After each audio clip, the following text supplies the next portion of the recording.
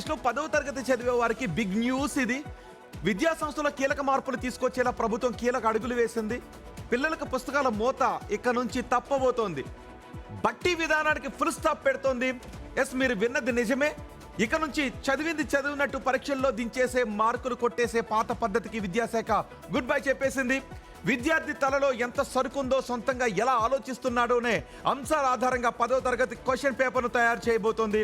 2026-2027 విద్యా సంవత్సరం నుంచే ఈ విధానం అమల్లోకి తీసుకుని వస్తుంది. 10th క్లాస్ అనగానే విద్యార్థులు పేరెంట్స్ కు గుర్తొచ్చేది ఒకటే, అవే ర్యాంక్స్, గ్రేడ్స్, ఇక తెల్లవాళ్ళు చదివే బట్టి చదువులు.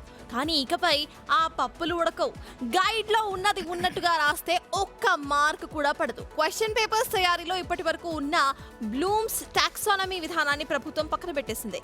ఎన్సీఆర్టీ పరిధిలో పరాఖ విధానాన్ని అమల్లోకి తీసుకొస్తున్నట్టు నిర్ణయం తీసుకుంది. విద్యార్థుల్లో దాగున్న సృజనాత్మకతను, సామాజిక స్పృహను పరీక్షించడమే ఈ ఫరాక్ విధానం యొక్క ముఖ్య ఉద్దేశం. న్యూట్రన్ లో ప్రశ్నలు ఎలా ఉంటాయంటే 3 రకాలుగా ఉంటాయి. సబ్జెక్ట్ పై అవగాహన ఉంటే చాలు 60% మార్కులు సాధించేయచ్చు. మిగిలిన 40% మార్కులు రావాలి అంటే మాత్రం ఆ విద్యార్థికి సొంత ఆలోచనలు ఉండాలి, భాషపై నైపుణ్యం ఉండాలి, సమాజంపై అవగాహన కూడా ఉండాల్సిందే. మొత్తం క్వశ్చన్ పేపర్లో 30% సులభమైన ప్రశ్నలు ఉంటాయి. అలాగే 50% ఓ మోస్తరు ప్రశ్నలు ఉంటాయి. కేవలం 20% మాత్రమే కష్టమైన ప్రశ్నలు ఉంటాయి. అన్నిటికంటే ముఖ్యంగా చెప్పుకోవాల్సింది ఏంటంటే అదే ఓపెన్ మైండెడ్ ప్రశ్నలు. అంటే ఒక క్వశ్చన్ కు ఒకే రకమైన సమాధానం చెల్లదు.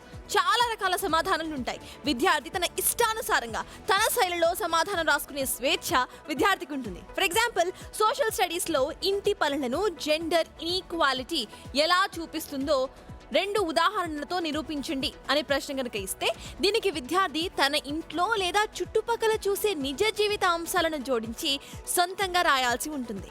అలాగే బయాలజీలో కేవలం బొమ్మలు గీసే భాగాలను గుర్తించడం మాత్రమే కాదు, ధూమపానం వల్ల జరిగే నష్టాలు, యోగా వల్ల కలిగే లాభాలపై స్నేహితుడికి ఎలా కౌన్సిలింగ్ ఇస్తావు అనే ప్రాక్టికల్ క్వశ్చన్స్ కూడా అడుగుతారు.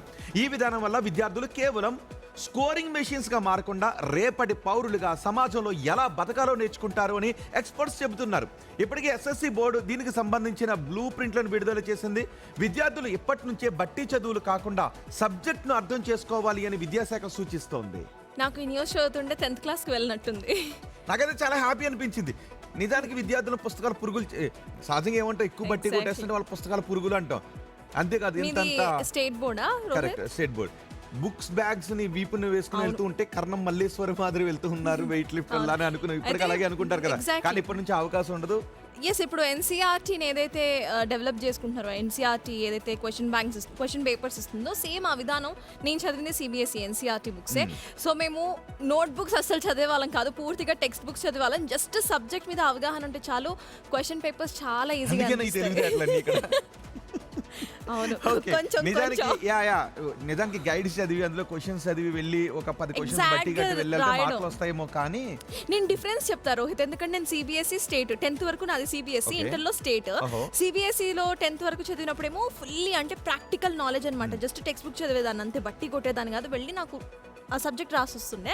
ఇంకా ఇంటర్కి వచ్చిన తర్వాత అయితే గైడ్స్, బట్టి కొట్టడం, ఆఖరికి మ్యాథ్స్ ప్రాబ్లమ్స్ కూడా, మ్యాథమెటిక్స్ ప్రాబ్లమ్స్ కూడా బట్టి కొట్టించారు రోహిత్ నాతో. సో ఇక నుంచి అలాంటి విధానానికి స్వస్తి పలకాలను ఎప్పటి నుంచి అనుకుంటూ ఉన్నాం కదా, ఆ దిశగానే ప్రభుత్వం కూడా ఈ ఫరక్ విధానాన్ని తీసుకొస్తుంది. Great news actually.